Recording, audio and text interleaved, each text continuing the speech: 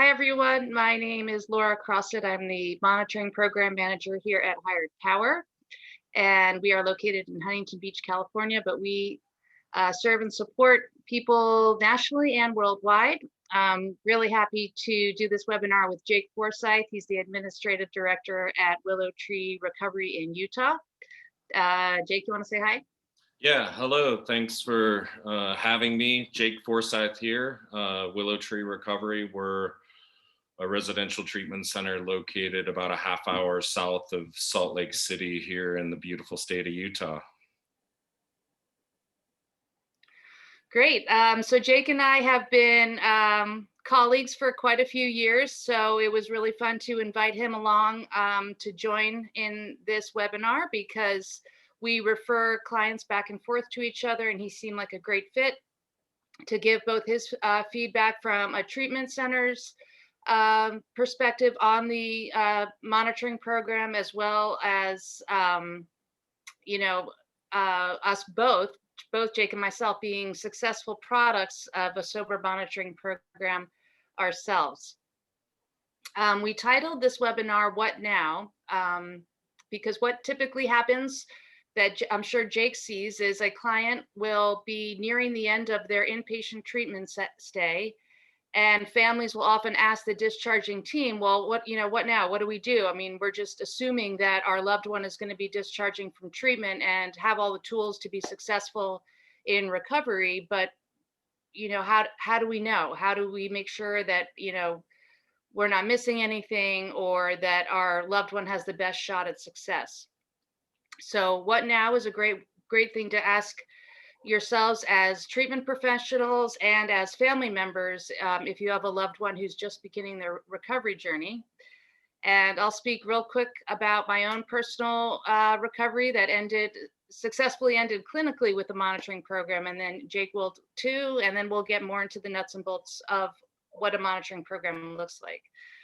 So myself, it's a typical story. I started with marijuana and beer in high school, and then we just can fast forward until age 35, homeless, penniless, and addicted to much more severe drugs like heroin and meth. I was able to somewhat function for most of my 20s, but once I entered into my 30s, things really started to fall apart. I was noticing that my peers were getting married, having kids, buying homes, having careers, and my partying suddenly wasn't much of a party anymore. And I definitely began to notice that I was circling the drain, and my family did too. They set a very, very hard boundary.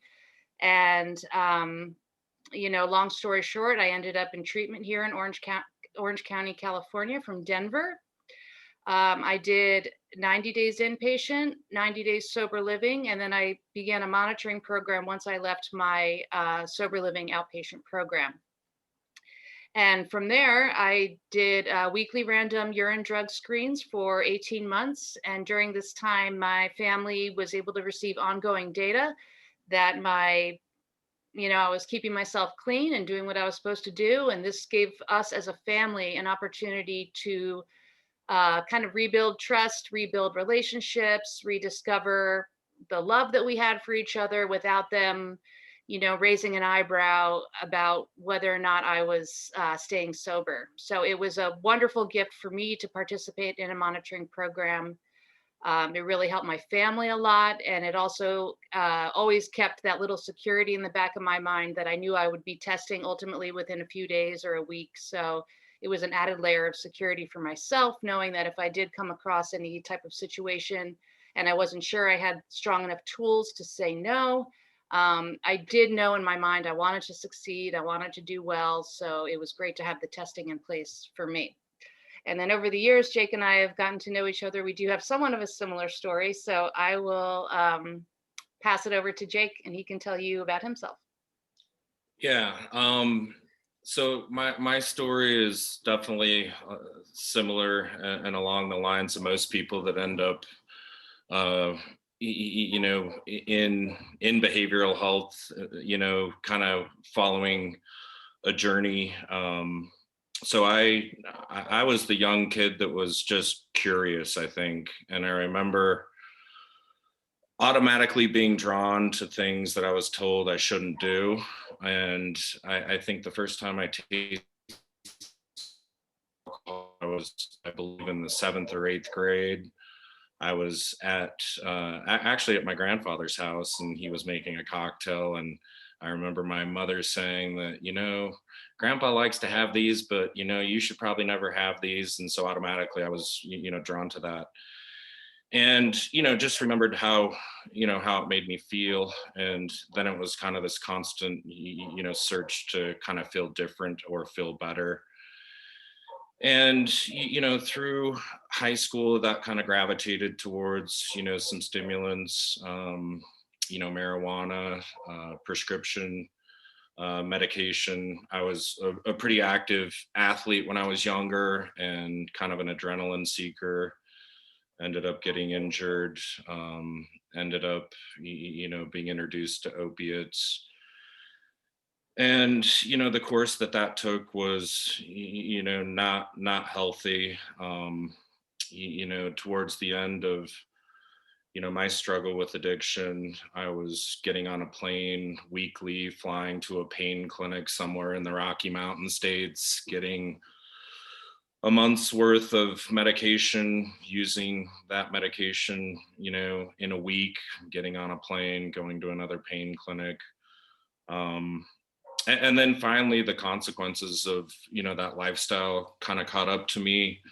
I remember being somewhat functioning professionally, but I remember the first time that I ended up getting pulled over about a mile from my home up Provo Canyon, and I was pretty impaired, and that ultimately led to a DUI, which ultimately led to my first treatment experience. And the first time I went to treatment, unfortunately, I wasn't really committed to treatment. My motives to be there weren't super good. In my mind, it was just a way that I would learn how to be able to use, better and more responsibly. Um, and of course, that didn't work out, and eventually ended up in treatment. And fortunately at that time, I was motivated. I was willing to kind of take suggestions. I believe I ended up staying in treatment 73 or 74 days. I remember my primary therapist telling me that I would never stay sober if I moved back to my house at Provo Canyon. And so I didn't move home. And I was also recommended to be a hired power patient. And that's when I was first introduced to the concept of monitoring. And certainly in the beginning, it felt like, I'm not sure I want all of this oversight. But I really, learned and grew to really appreciate the accountability piece. I believe I was a hired power patient for about 15 months, an initial 12 months, and then decided to prolong and stay in the program for several more months. And I've never, had to go back to drugs and alcohol. So not only is this opportunity to be part of this webinar, professionally, super exciting, for me, but personally, I have, a real firm belief in the idea of monitoring. Great. Thank you, Jake. Jake and I have spoken at length on the phone in the past, and I got sober at age 35. I wasn't new to partying at all. I overstayed my welcome, as many of you in recovery are probably familiar. Jake also overstayed his welcome. I'm very grateful today to have 14 years. And Jake, how many do you have? Almost 11 years.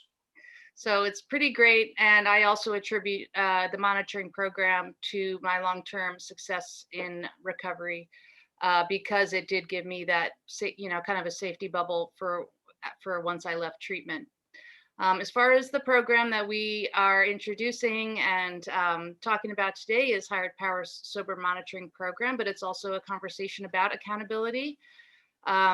What we like to call our monitoring program is an accountability partnership. This is to show an accountability between the client, us here at Hired Power, and then the client's own support team, whether that's family members, therapists that they're working with, their discharge team that they have maybe built a relationship with, and us all together, we collaborate to help support this client in following through with the agreement of demonstrating accountability through ongoing testing.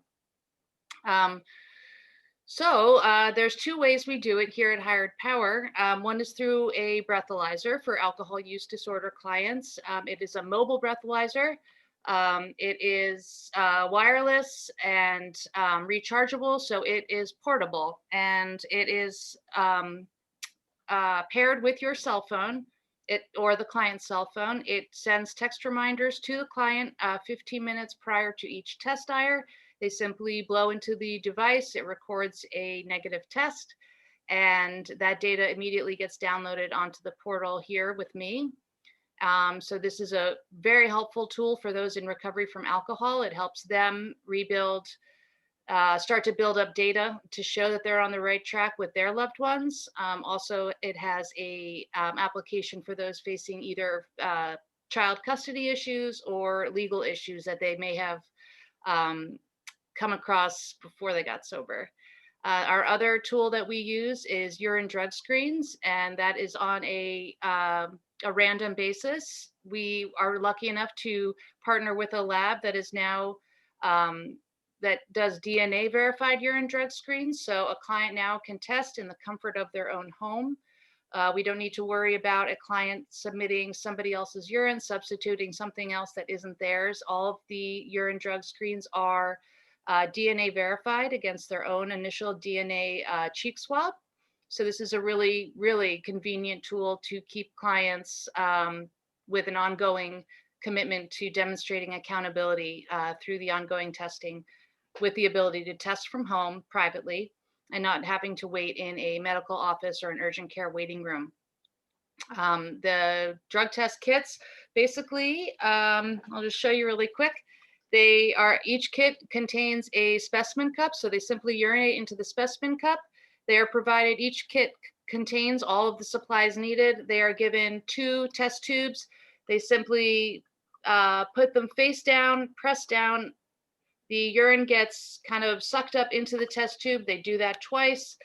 They are then provided with all the shipping materials inside each drug test kit, including a pre-labeled UPS next day air shipping envelope. Then those specimens get overnighted to the lab, and then we see results any time between like 2 and 5 days after the specimen reaches the lab. So these are 2 very, very accurate and comprehensive tools to use to share with your clients, your loved ones, if they are considering or interested in participating in a monitoring program once they leave treatment, or if they need it for any other reason, like I said before, legal reasons or child custody reasons. Both of these tools have been very handy, and I've worked with many of those clients in the past. Going further with accountability, the urine drug screens also include, there's a comprehensive panel that includes over 100 different substances. Many of them are prescription medications. So if you have a mental health client, there are a large number of antidepressants, anti-anxiety, other psychiatric medications that are included on the test panel. So even if your loved one or client is not an active, illicit substance user, we can provide ongoing testing to make sure they are, continuing to stay on their meds as they should. This helps us gather data quickly and hopefully prevent, a more significant issue coming up. If they go off their meds, we catch it within a couple days. Let's see, anything else you wanted to add, Jake, on your end as someone who is recommending the program? Yeah, I mean, I think in addition to, legal reasons and certainly custody issues, I think sometimes we've found it very successful in introducing monitoring to some of our professional clients, who may be, in an employment situation where, the employer is looking for them to demonstrate, continued sobriety. And, as you all know, most employers aren't the most sophisticated, drug screeners. They might be very good at whatever business they own and operate, but they don't know how to necessarily facilitate, testing for their employees. And I think this has been a great tool for some of our professionals that are in that type of a situation. That's true. That's a good point you bring up. We've definitely seen and managed our share of executive and professional level people that are needing to stay accountable to their business partners or their coworkers or employers. Originally, the monitoring program did come about for airline pilots in order to make sure that our friendly skies are being flown safely. And the monitoring program is kind of modeled after that in a way of keeping people accountable. Another thing I wanted to bring up is client pushback. Often I see this a lot when I initially meet a client because they're like, oh no, I just finished treatment. Here's another treatment. And my parents lied to me. That kind of thing happens quite frequently. And I'm sure Jake sees it if he introduces it to a discharging client on his side, that, the young adult, for example, is excited to be finished with rehab and go home and do whatever. And then you present this additional program and the initial reaction is no, no, no, no, no. And they think it's going to be another form of treatment. And I want to specify and just target the potential client's mindset with this. The way I introduce the program to them is the goal is we want you to launch into independent living. We want you to have success out there. This is not an outpatient program. This is purely support to demonstrate, for you to demonstrate that you're continuing to utilize the tools you learned in treatment, continuing to rely on everything that you learned about staying sober. And it's a way for you to rebuild trust with any of the fractured relationships that may have suffered during your using. So then they start to kind of interpret it like, okay, this might work for me because I'm sick of, say, my parents assuming that I'm using all the time when I'm not. I have bad allergies, my eyes are watery, or, whatever the reason may be. This is a good way to introduce to a client that, hey, here you can provide the data. You're in charge. You provide this data, and then your family members will have, see that you're on the right track, and they won't have to, kind of tiptoe around this accusation or think that all these red flags are showing up because your data is on paper or on the screen. It's real data. And that really, really helps clients see, okay, this isn't an imposition on me. This is something that will work for me. This will help repair relationships. This will help me keep my job. This will help me see my kids. There's so many applications of how the monitoring can work for the client rather than initially, feeling that they want to push back. And then for the parents, especially, I mean, obviously we do see a lot of young adults, say 18 to 35 or so, young adults that are still financially dependent on their folks. The program is really great for parents. They're able to kind of exhale. The policing role is removed from their household. They're not the ones that are, having to have those difficult conversations of asking their loved one to pee in a cup, or they maybe have purchased an over-the-counter breathalyzer. That all is removed. Parents are, largely exhausted at that point. They don't want to have that role. They just want to enjoy their family. So, for better or for worse, we're the bad guy. We're the ones that are making sure that the client is holding up their end of the bargain. And then we report all that data. to the families as needed. Obviously, if everything's going great, no news is good news. But in the event of a positive test on a breathalyzer, that does signal an immediate notification from me. And in the event of a positive urine drug screen, that also is an immediate notification from me. If you're thinking about how does the reporting work. I wanted to pause here now and see if anyone had any questions. All right. Yes, I do have a few questions. And just to remind everyone, you're welcome to use the Q&A or the chat feature to post any of your questions you might have for Jake or for Laura or just in general. So how about prescribed medications? Okay, so prescribed medications, let's cover both prescribed and over the counter. The urine drug screens that we use will measure and detect prescribed medications. Antidepressants is a big one. A lot of clients leave an inpatient treatment facility prescribed either antidepressants or sleep aids, things like that. So they're often going home with an active prescription. Obviously, it's important to not just self-govern and decide you're done taking a medication that's been prescribed to you. You're going to, want to have the support of a physician who's in the know and help you taper off any medication. We want to make sure that a client doesn't just decide I'm done with this. I don't want to take it because of the symptoms that can come up from electing to go off of a antidepressant spontaneously. So we can kind of keep eyes on that with the ongoing drug testing. Over the counter medications, we have,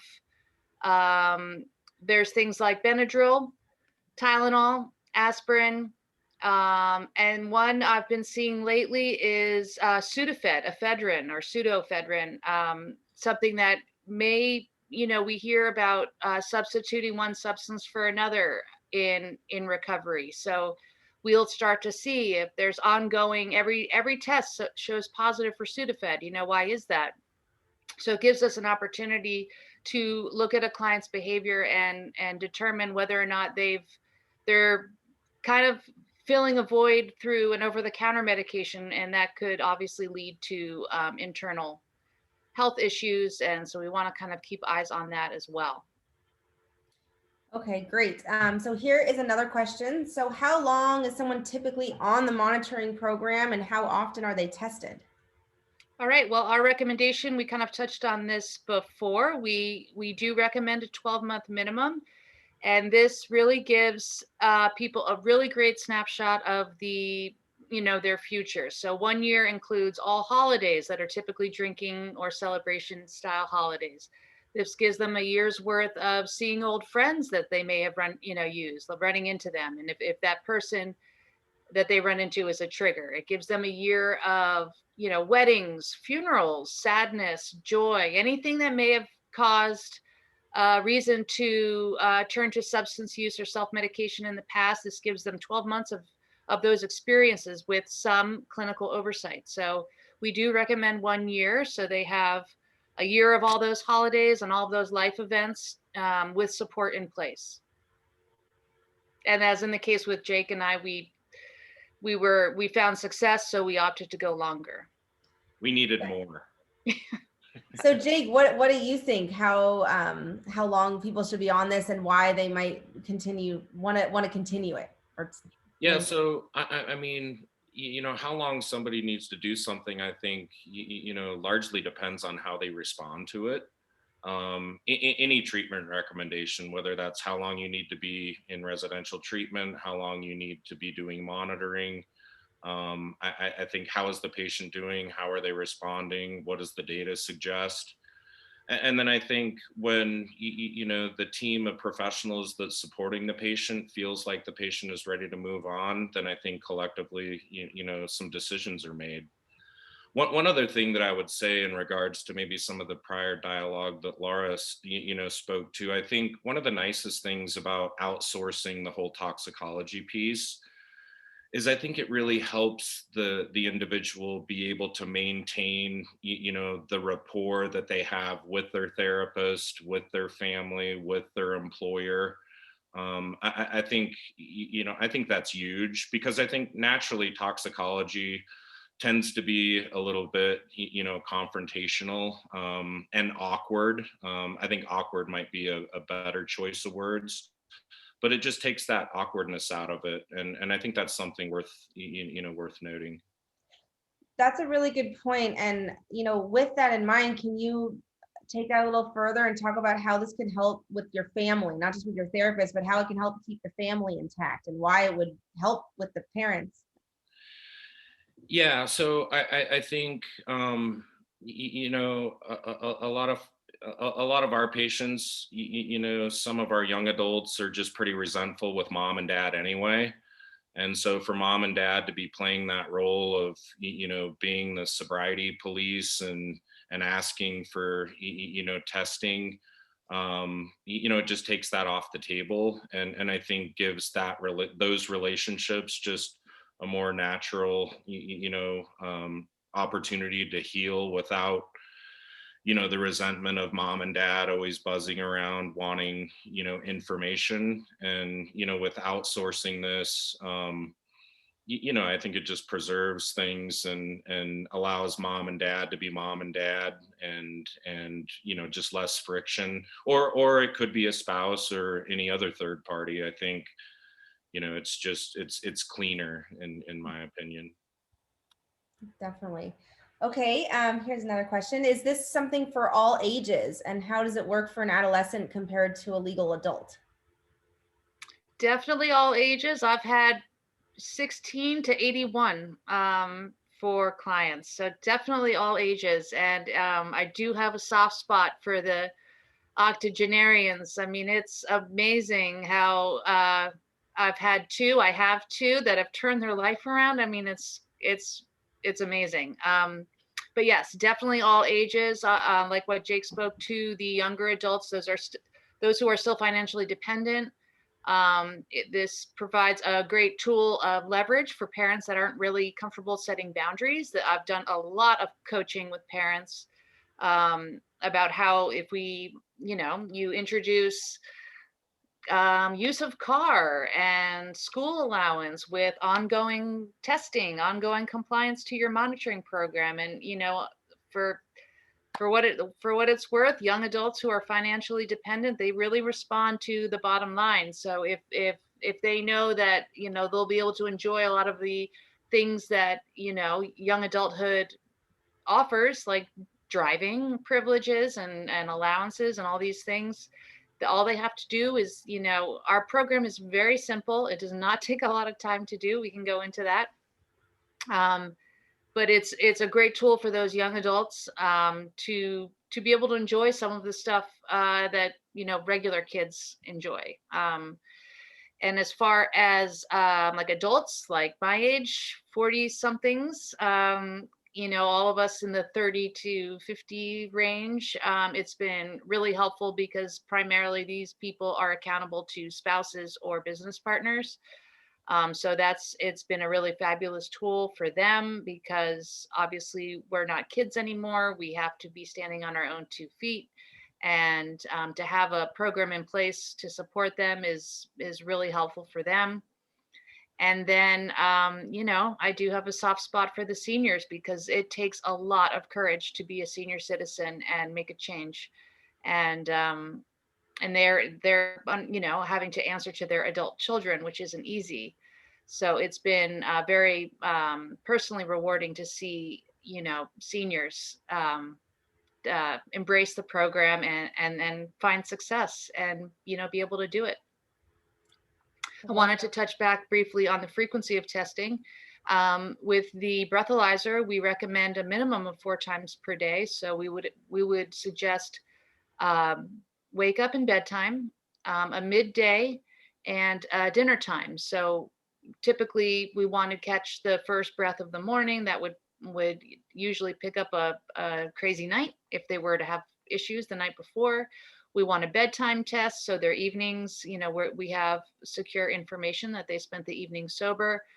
And dinner time and midday covers lunches, happy hours, and dinners. Any of those times, we can set the schedule according to what best supports their daily living schedule. So we want to create a schedule that'll best support them, but also, spaced out enough hours so they don't have these huge windows of time where they can get creative and, learn that I can have X many drinks and below zeros by the time I'm tested. The device does measure to the 1,000th percentile. Most over-the-counter breathalyzers only measure to the 100th percentile, so it's very sensitive and can pick up, can detect use. The urine drug screen recommendation, we typically recommend once a week at random, but for those that are higher acute need and higher potential of relapse, we recommend twice a week at random. And that's to support safeguarding against the detection windows of many substances that can leave the body between 2 and 5 days.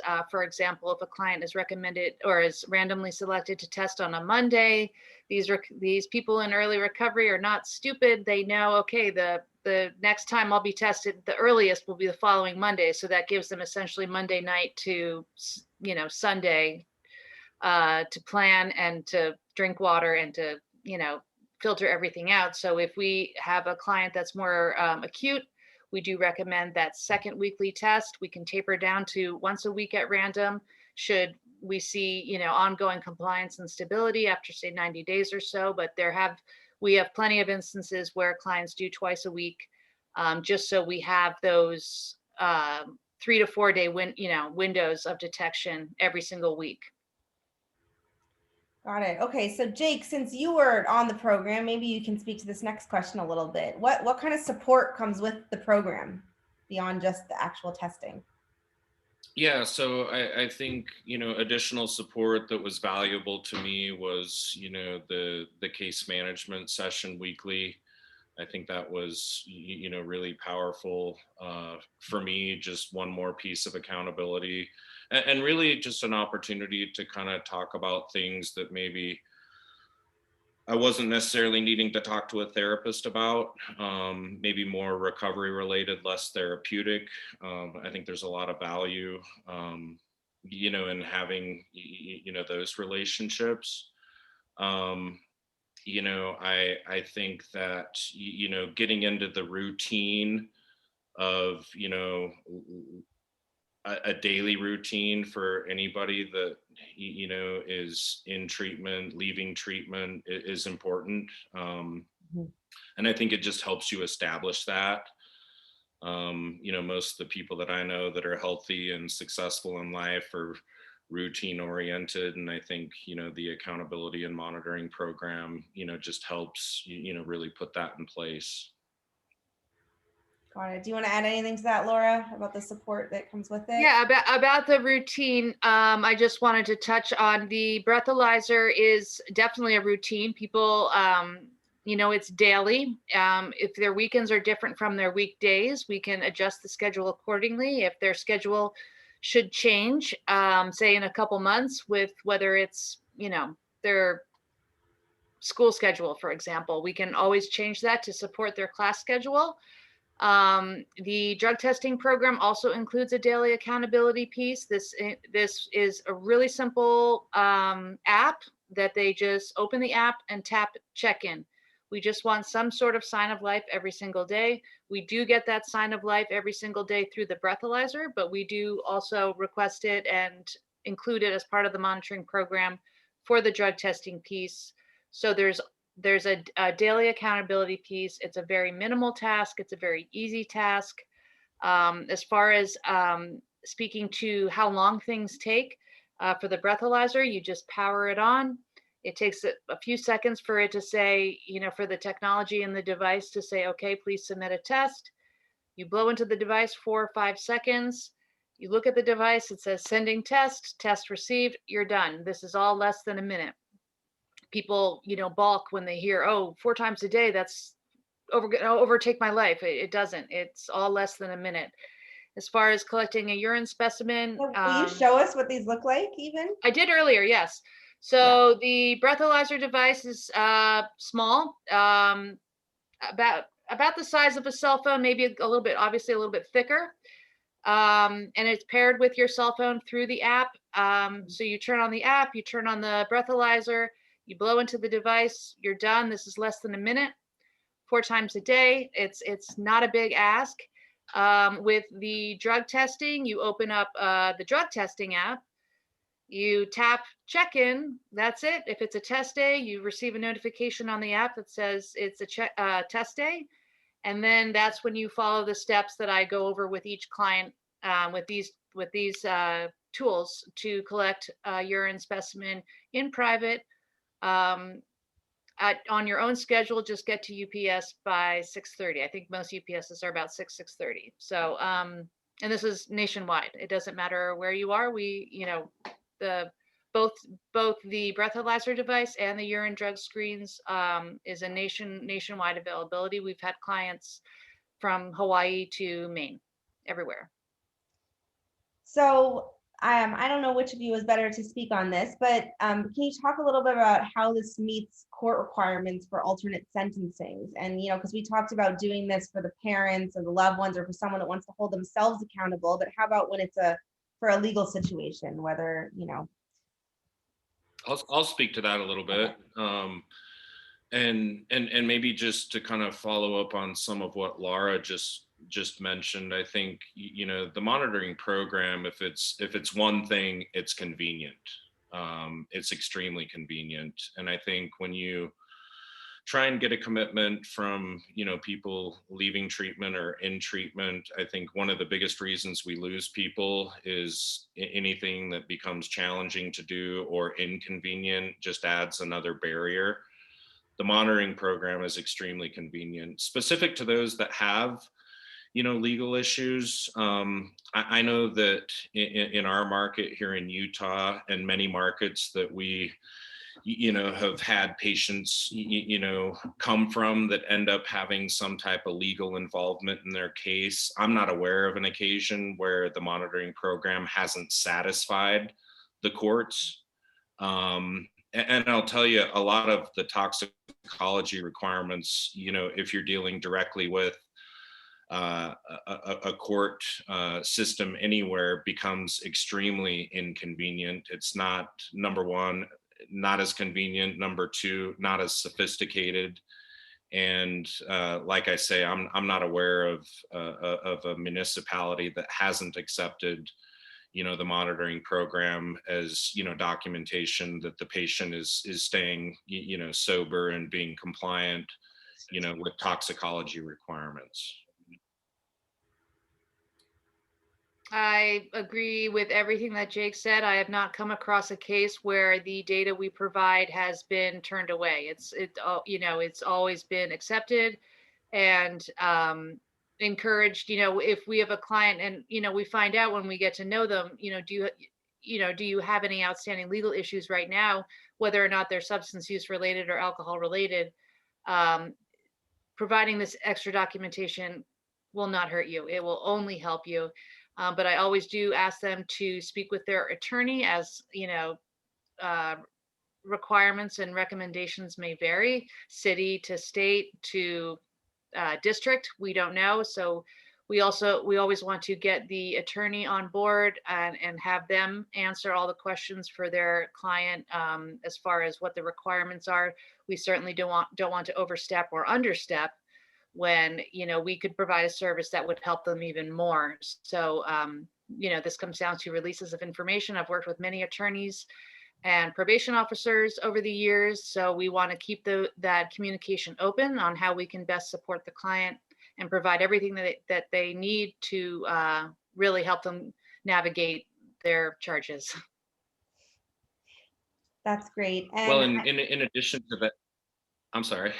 No, go Can I ahead. add just one thing to that? Please. I think I can recall a couple of cases that we've had here at Willow Tree where after the patient discharged our care, being on the monitoring actually opened up a lot more flexibility for them geographically.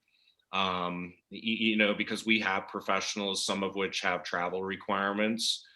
And, one of the pain points with, the courts managing toxicology is, you've got to be somewhere that is within their jurisdiction. But if they're tapped into the monitoring program, folks, are able to be more mobile and be places and still comply with the court's expectations.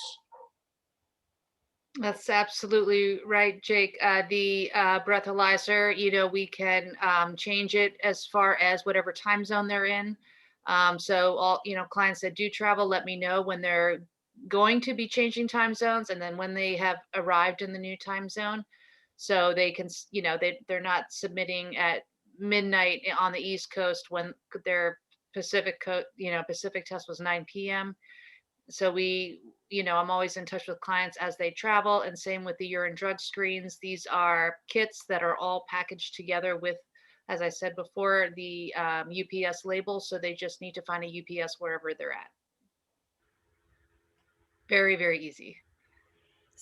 So, someone mentioned that they love that the breathalyzer has fake face recognition. But I wanted to, maybe you could speak just a little bit more one more time about, how that these are not fake. We hear about people buying, pee on the internet or, having someone else take their test for them. Okay, so yeah, I think we did cover the urine and specimen validity. Those things are those tests are conducted in the lab for the urine. And as far as the breathalyzer, yes, there is a digital camera enabled. Sorry, I didn't cover that earlier. The breathalyzer does have a digital camera in it. It does have, it goes through, just like you see on TV shows, all those points of facial recognition, that digital, those dots that you see, it goes through all of that. Computerized, it then passes, if there's any question that if the lighting is off or their hand is somewhat covering the camera by accident, then the photo gets flagged and goes through a human like me, and I'm able to determine if it's just their finger was kind of in the way, but you can totally see it's them. So yes, these breathalyzers are approved in the courts because of the facial recognition software. We've had occasions where people have tried to outsmart the system, but they don't succeed. You can tell. I mean, you need a 3-dimensional face, not a photo of someone with a hole in a tube. I mean, it needs to be you. We see those photos. Those photos upload onto the portal in real time. So we see those photos. So if the computer doesn't flag them, we see them. It also does flag for baseball caps and sunglasses and low light. Like sometimes people fall asleep and then they wake up in the middle of the night. They're like, oh, I forgot to test, and they blow in the dark. You can kind of see them, but even pictures like that will get flagged. So the facial recognition software in the breathalyzer device is pretty sophisticated. Love it. Okay, one more question before we get to some wrap-ups. So, and if anyone else has any final questions, this would be a good time to put them into the chat or the Q&A. So how long does it take to get something like this set up? Not long at all. A lot of the onboarding is just going over, what we've talked about today, mostly answering family questions. If Jake calls me, it's very quick because he's pretty well schooled in it. So I encourage any treatment professional out there. I'd love to set up a call one-on-one so I can answer all of your questions and you feel comfortable presenting the information to potential clients and families yourselves. I do have working relationships with a number of treatment centers that are pretty knowledgeable about our program, and by the time they do call us, the client and the family is already very comfortable with the expectations and program offerings. But it is just, paperwork that's sent digitally. And then as far as shipment of materials, it can either be done FedEx overnight or FedEx ground or UPS ground. So the paperwork portion can be done, very quickly. And then shipping of materials, like I said, can be done overnight or within a few days. Ideally, if you're in a treatment setting, We do want the client to be all set up and ready to go by the time they leave the doors of treatment. So there is that continuum of care in place. Mhm. So if you are a treatment professional here today, it would be great to have, 5 to 7 days notice so we can get all the pieces together. And that obviously, takes a big load off the family's minds, knowing that, by the time their loved one leaves the doors of treatment, they are ready to go and all set up. Got it. All right. So maybe as we move towards the end, you guys could both talk a little bit more about the why. Why is this so important? We've learned all the hows, and it sounds, like a really obviously great system that holds people accountable. But why is this so important? Why monitoring? So who wants to go first? I'll go first. Okay. I think it's important because, anybody that suffers from these conditions needs a lot of resources around them if they're going to get better. And I think, a therapist, a case manager, monitoring, medication intervention, for our alcohol and opiate dependent patients, the other, medications that we may recommend for them. But I think, for us here at Willow Tree, I think, a lot of families, as their loved one is getting ready to leave our doors, they don't really understand that, treatment, residential treatment is not the finish line. It's actually the start of the race. It's where we stabilize the patient, diagnose the patient, recommend treatment, build a treatment plan specific to the patient's needs. And, in this setting, there's a lot of accountability, there's a lot of structure, there's a lot of resources. And when people leave that treatment setting, a lot of that goes away. And, the monitoring is just one more resource that can be put in front of the patient and really motivate them, for sobriety and provide that accountability. And there's all kinds of data that suggests that time is part of the equation, giving your brain a rest from impairment. And I think that's why, it just extends the support that we have and surround our patients with as they move, back into becoming, functioning, members of society. Got it. That's really helpful. That's great. All right, Laura, your turn. My why, from a personal experience, was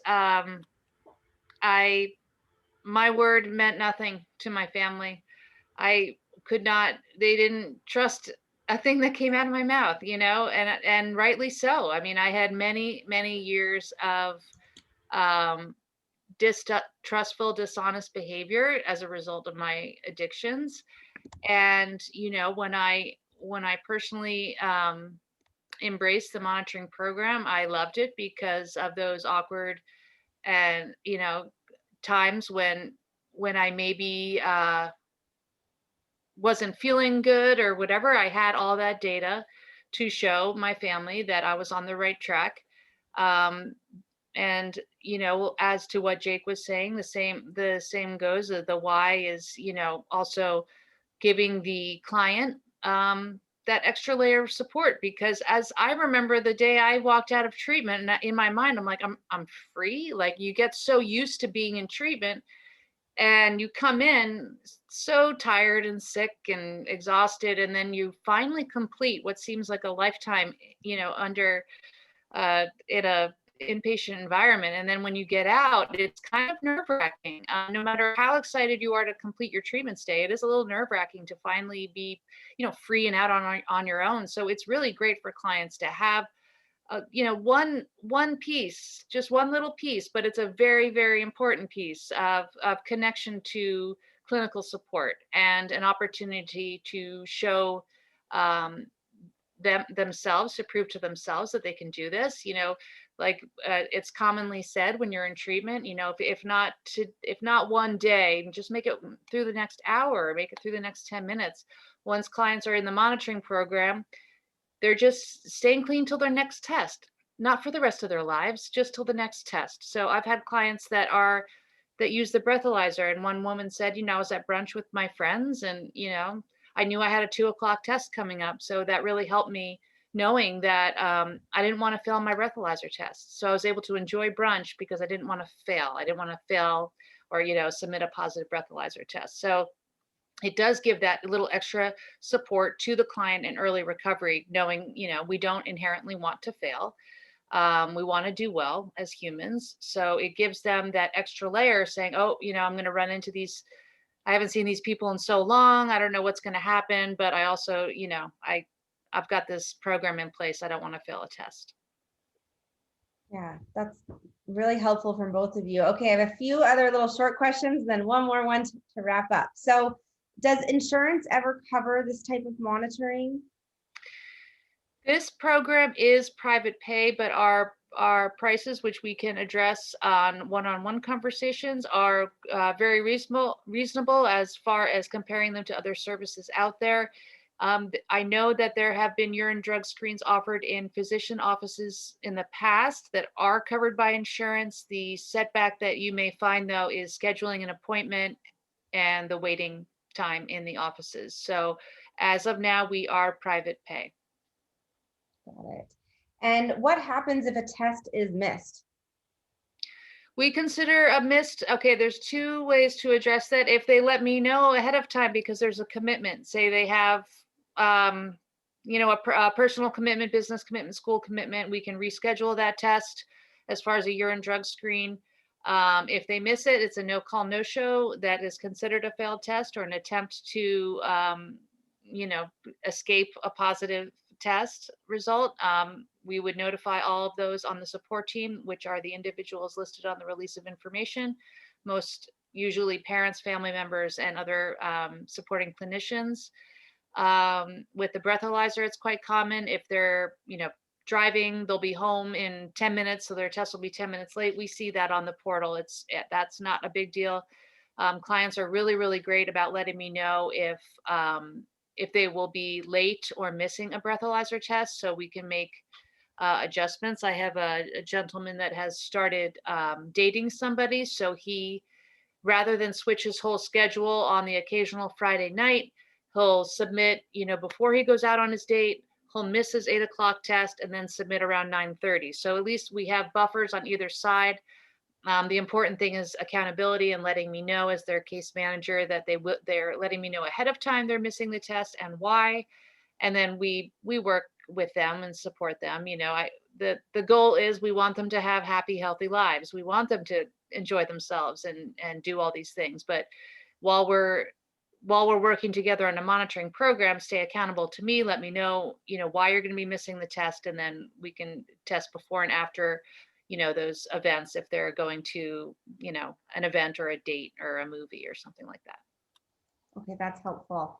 All right, so last words, maybe from Jake and from Laura, but I think we have some parents that are tuned in tonight. And if you're speaking to a parent about this monitoring program, can you speak one more time about why this would be of interest to them and how it actually benefits the family? Sure. I mean, as someone who put my parents through the ringer, and now has a wonderful, loving, open relationship with them, I really love talking with parents. I've seen both sides of, how my life impacted them before 2007 and since 2007. So, for parents, what I often say, this gives you an opportunity to exhale. You don't have to worry about the policing. You don't have to worry about, every move they make. We have a program in place. I'm doing all of those steps. I'm keeping you in the loop. Parents also, I like to keep the line of communication with them also, because if their loved one has already tested that week, say it's Wednesday right now. Okay, so say the client tested on Monday, but they're not sure, they're hanging out with old friends today. So the parent is free to call me or contact me, email or text, say, hey, they're hanging out with their old friends today. Can we get a test in for tomorrow? And I can schedule that and make that happen. So it does support parents. They don't have to do the dirty work, you know, it's coming from me instead. Got it. All right, Jake, and how would you address?